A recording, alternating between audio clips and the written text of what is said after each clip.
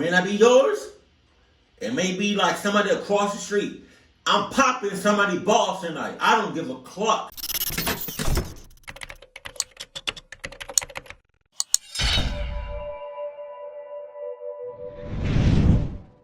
Sup? Dub? I'm recording? Okay. Marissa was 23 years old when she met. I just want to say, I didn't know you were going to start off this strong. You got all that shit! Now, let's go. With who she thought was a 25-year-old guy from town named Luke. Hold on, go back, because you started this. Hold on. You usually take a couple seconds before you talking. Hold on. Now, let me. Okay. Nope. Marissa was 23 years old when she matched with who she thought was a 25-year-old guy from town named Luke. The two were chatting on Tinder and seemingly hitting it off, so they exchanged numbers. After texting for a while, talking about music and sports, the chat shifted to a more sexual tone. Marissa was on Tinder looking for casual sex, and when this topic came up... What?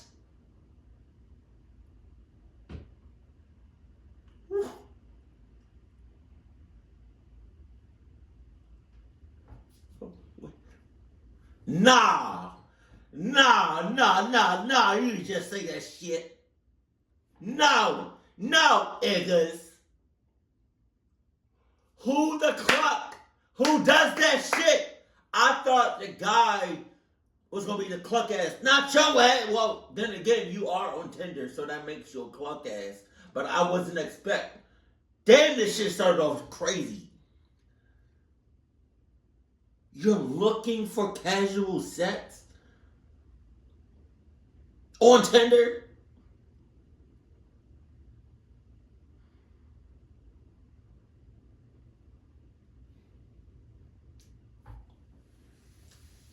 Oh, shit!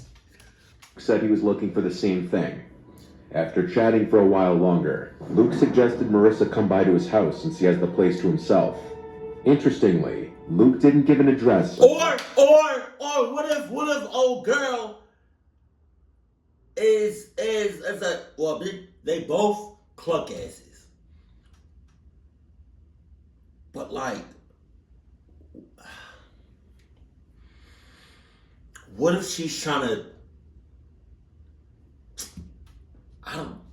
what?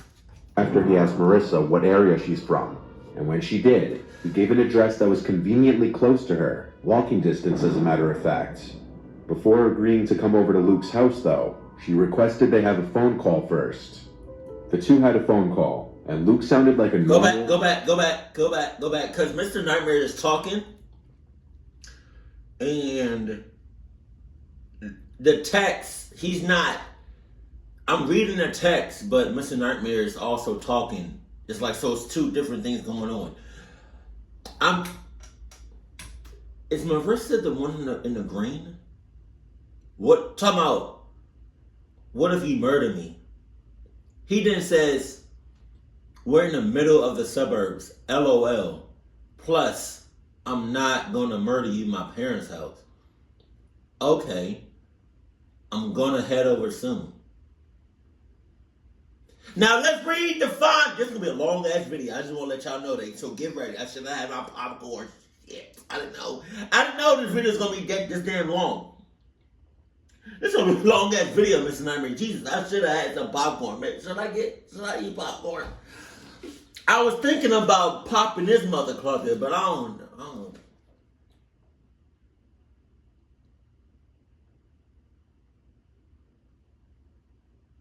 Hold on. Okay.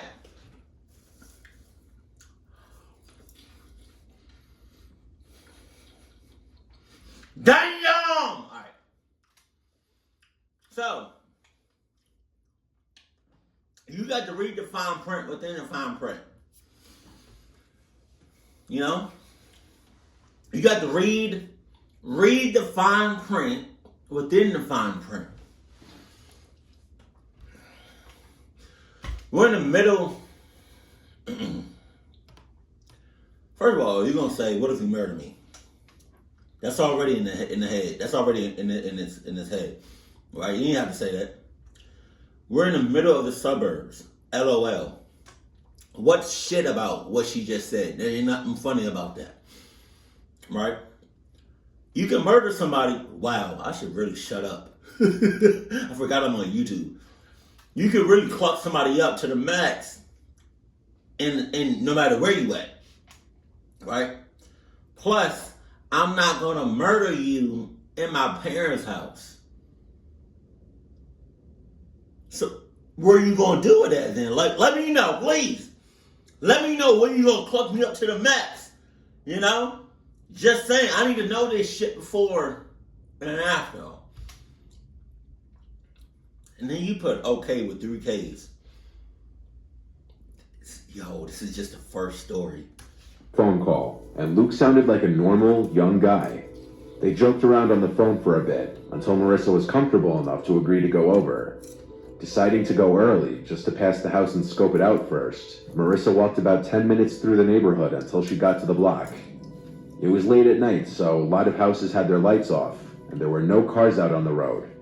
Marissa passed the house, and noticed 2 cars in the driveway and a car parked in front. All the lights were out. It didn't look like a house with just a guy alone. This was already a red flag, so she went back down the block and texted him, "I'm almost there." He replied, "Oh, you're early. Almost ready, walk slow." Marissa was getting bad vibes, so she started slowly inching back in the direction of her house, at a pace that allowed her to stall a bit longer for a reply from Luke confirming that she was okay to come in. But suddenly Marissa heard a car approaching the intersection down the block behind her. She turned to see a white van with no headlights on, turning onto the street. Marissa ran to hide behind the side of a house, and she watched as the van parked on the side of the road. The van just sat there, nobody got out. It was parked a few houses away from the given address. Then, Marissa got a text from Luke, saying, "Okay, I'm ready. Let me know when you're on my block, I'll come out." Marissa turned and started running down the block, inconspicuously though, making sure to stay close to the houses she passed and not on the sidewalk or close to the street. She ran most of the way home and blocked the number, also reporting the Tinder profile. Just to be on the safe side, Marissa and her mother went to the address the Luke person gave, and the... What did you expect to get in response?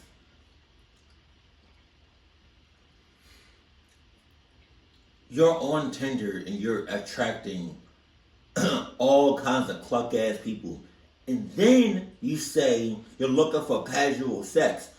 Who the hell said that? Who was looking for casual sex on Tinder? The woman who opened the door denied even having any sons. Marissa and her mother went to a police station to report this incident, just so that the authorities could be aware of it and link any future reports to it as well. By the sound of it, due to Marissa's cautiousness, she narrowly avoided being abducted by the driver of that van.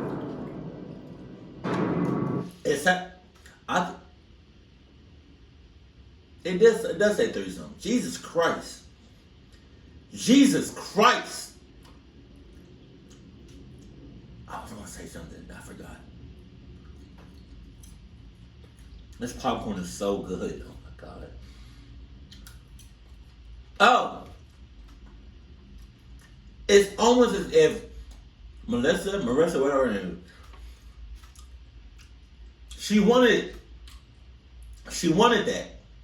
She wanted the casual sex. She wanted the cluck sex. But when things got down to it, she wasn't about it. And that's called fake. I don't cluck with fake people. I don't mess with y'all. Sorry. Not a threesome. This was a Tinder match between a guy named Chaz and who he thought were 2 girls around his age. This is how the conversation went. "My friend and I think you're really cute. I hope your friend is also a girl, LOL. She is silly. Well, I'm glad to hear that. Where are you ladies from?" Then they share their locations, which aren't far. The other profile asks, "Are you busy tonight?" "Yes, I am. I'll be hanging with you 2. "Yes, wanna come around 10? "Yeah, where do you live?" "Wait, actually our parents are both home. want to meet at the park? We can find a place to hang there. I guess we can do that. My parents are home too. Damn. What time should we meet there? 10? Yes. Okay, what are your numbers? Let's just message on here until we meet. Damn, I see how it is. Gotta earn your trust. Yes, we're heading over now, okay? Okay, same. I'll probably be there like 10:10. God damn.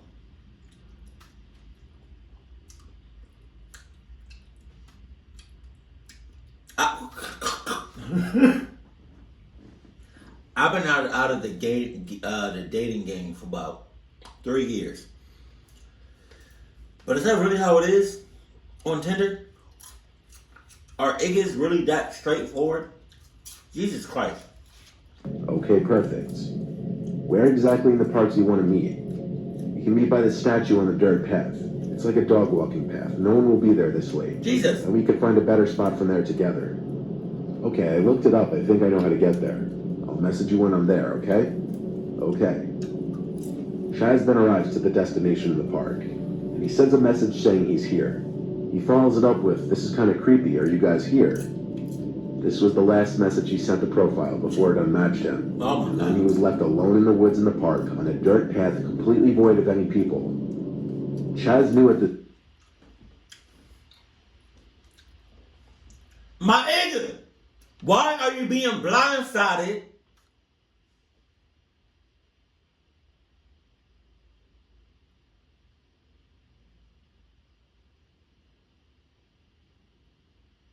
By, I was gonna say sugar walls. That's but that's Hodge twins. I don't know. How you gonna get blindsided?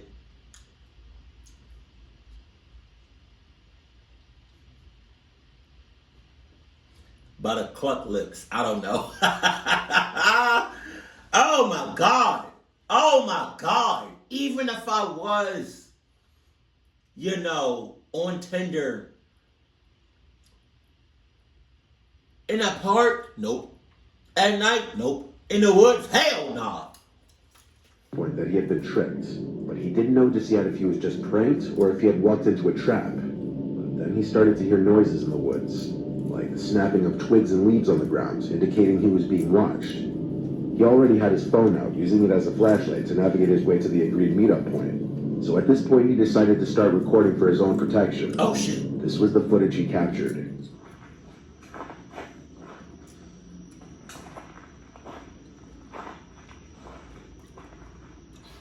It's dark as shit. What makes you think that was a great ass idea?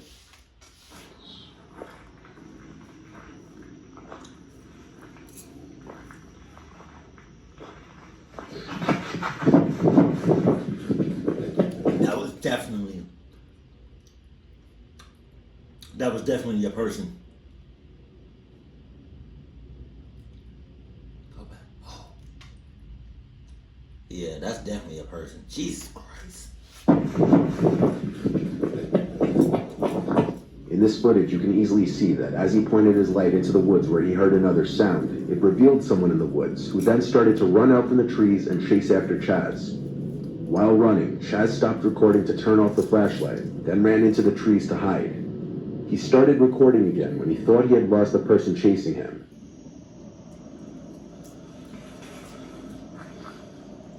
Bro, I'm sorry to say, but you're a dumbass and a cluck ass, you know? Gator, that's hard. Wow, pause. Don't be so hard on him, Gator. It wasn't his fault. Don't do it.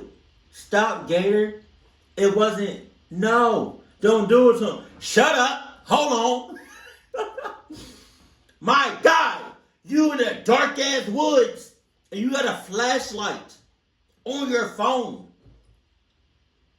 It's not like you have a flashlight that's bright as shit and that can light up like hella far, like a football field. You don't got that. You don't. So with that being said, you stick out in these woods like a You stick out with the having a flashlight on your phone in the woods is like sticking out. it's like it's like you cooking at Chipotle and all the other like you cooking chicken and all of the chicken was cooked to perfection. Excuse me. And then there's this one little piece of chicken that didn't make the cut. It temped at like, I don't know, 120 degrees. And then you try to mix it up with the cooked chicken. You put it on a line, and they looking at the chicken. They're looking at you. They're looking at the chicken. They're looking at you. You looking at the chicken. You looking at them.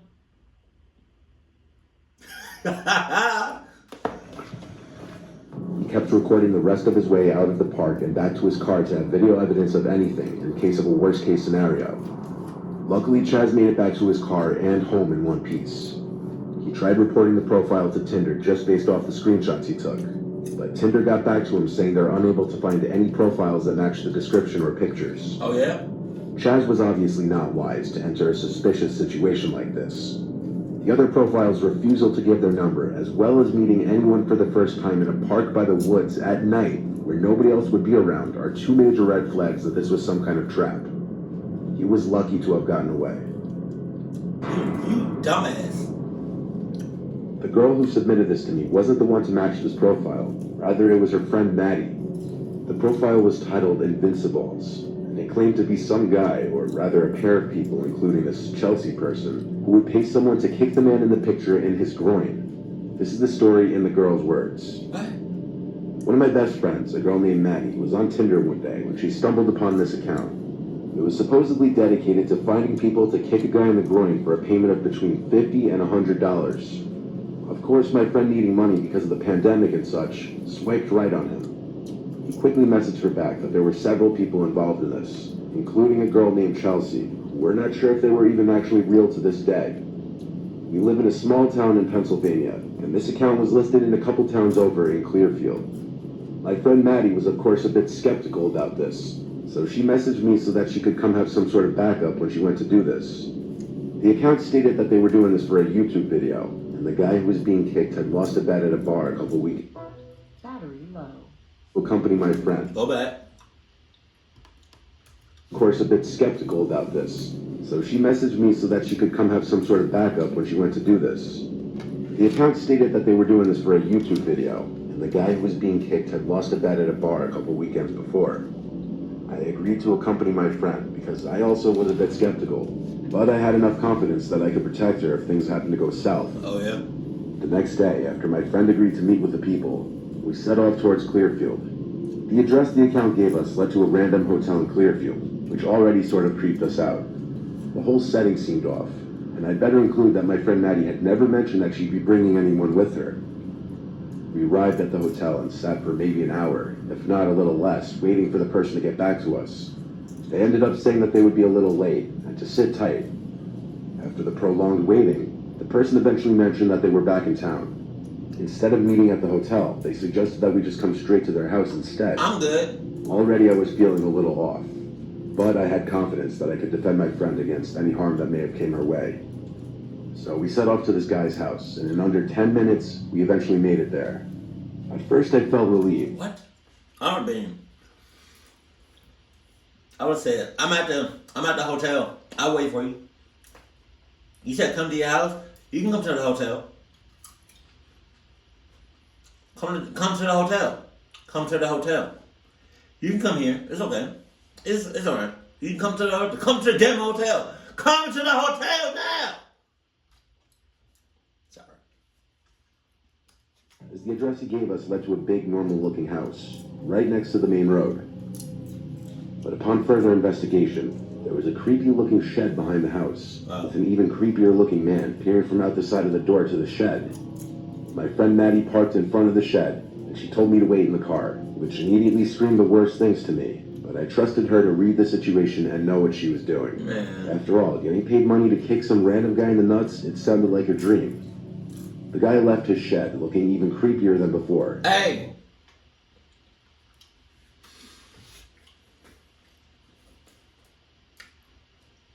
I'm letting him know that if I was you, I would have let it be known. You taking me to this cluck ass spot, this cluck ass house, this cluck ass little shit in the back of the house, right? Somebody's balls and dick is getting destroyed tonight. It may not be yours. It may be like somebody across the street. I'm popping somebody's balls tonight. I don't give a cluck. He was skin and bones with hair hanging past his shoulders. He also seemed nervous and twitchy, not at all like the guy in the Tinder profile. I heard her ask him, "Hey, I brought my friend along just as a precaution. Is that okay?" And in that instant, I watched his expression drop, which screamed another red flag to me. He started out, "Yeah, that's fine, I guess." So I got out of the car and followed her, knife in my pocket in a hurry, and we stepped inside the shed, to which point I immediately began to regret mine and her decisions up until that point. The shed was filthy. It was cluttered with random items and boxes, with the toilet sitting in the corner. What? The guy, who I quickly realized must be an addict by the way he was acting, very nervous and twitchy, was now standing solemnly in the corner, setting up his laptop to record this event. We made some very awkward small talk as he was doing this, at which point I noticed something else that bothered me. This random guy had Snapchat installed on his computer, which is what his friend Chelsea was messaging us from.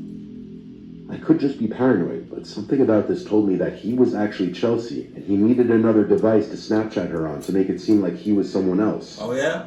After he set it up to record, he seemed angry and tense, as if he didn't actually think he was going to get kicked in the groin that day.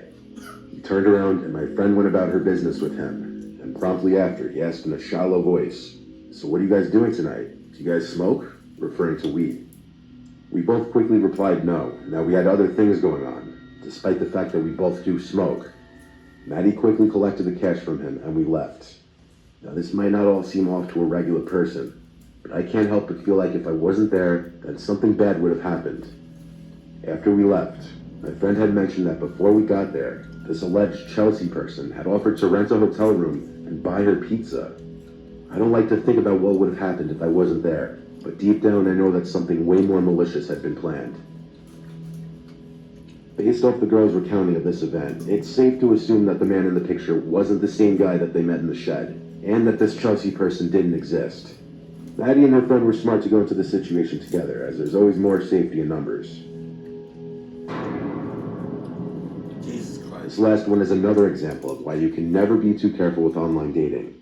This was submitted by Jeremy, and this was his Tinder match. He matched with a girl named Mia, who was in the same high school class as him. Their conversation went as follows. "Hey, long time no see." "I know, hey. How have you been?" "Not bad, and you?" "I've been good, just working the crap ton." "You still talking to anyone from high school?" "No, not really. I was happy for high school to be over." "Same. It's funny we only ever really spoke a few times in school." "Yeah, I know. Maybe we should make up for lost time." "Maybe we should. Do you have a Snap?" From here, Jeremy gives Mia his Snap, and they continue the conversation there. Jeremy didn't take any screenshots from the Snap conversation, but basically from there, they continued to talk about life after high school. Then they escalated to talking about linking up somewhere and chatting in person. They agreed to meet in a nearby parking lot behind a strip mall where nobody goes at night. Jeremy was ready to go basically right away, not needing much time to get ready. Mia, on the other hand, said she wouldn't be able to get there for another hour and a half at least. She claimed she was with friends and couldn't just ditch them, so they set up a meetup time for 12 behind the strip mall. It took Jeremy only 5 minutes to get there, as the lot is in the same town that the two live. He sat there in his car waiting for her for about 20 minutes, receiving apologies for being late every few minutes on Snapchat. Eventually, headlights appeared from around the corner and approached slowly, then stopped not too far from Jeremy's car. Mia snapped him a picture of his car, saying, "I think I see you." So Jeremy stepped out from his car. He then realized the car looked to be a small Honda or Hyundai, when in reality the car that was posted all over Mia's Instagram was a Jeep Cherokee. Immediately, Jeremy went back into his car and went to DM Mia on Instagram. Meanwhile, the car... This sounds familiar.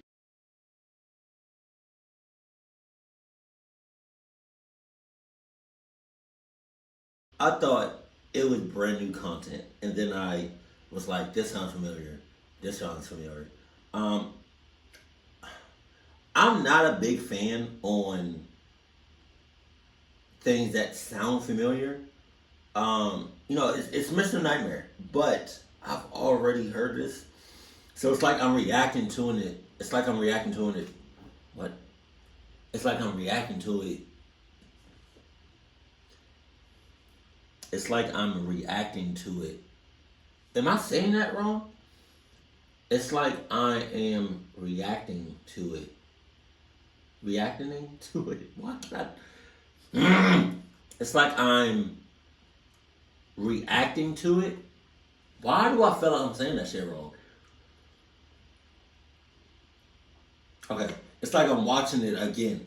So I think I'm gonna just upload my reaction to the first video instead of just doing the whole 35-minute video, because it would be like I'm watching it again, and I don't want to do that. Maybe I want to do that. Y'all let me know in the comment section how y'all feel about it. But I'm just gonna upload my reaction to the first one, because my reactions, I'm pretty sure I reacted to the videos that came after the first story. But I'm sorry, I didn't. At least I ate most of the popcorn. But you're looking for casual sex. You're on Tinder, which already makes you a cluck ass, and you're looking for casual sex. I have never heard about that in my life. I've heard of paying for sex. Oh, excuse me. I've heard even of casual sex. Yeah, I've heard about that. But not on Tinder. What you do next? You went to Craigslist? Huh? You went to Craigslist? Talk about something looking for casual sex? Holy shit. Sorry. That just kind of pissed me off. But next time I react to a video or a compilation, or I don't know, I gotta start reading the descriptions of these videos, because it would have been like a waste of a video for me, because I already seen the other stories. The only new story that was on this video is the first one. But I'm sorry, guys. I hope you enjoyed it. Keep it cool, keep it classy. And I love you, stay happy. My family. Ooh.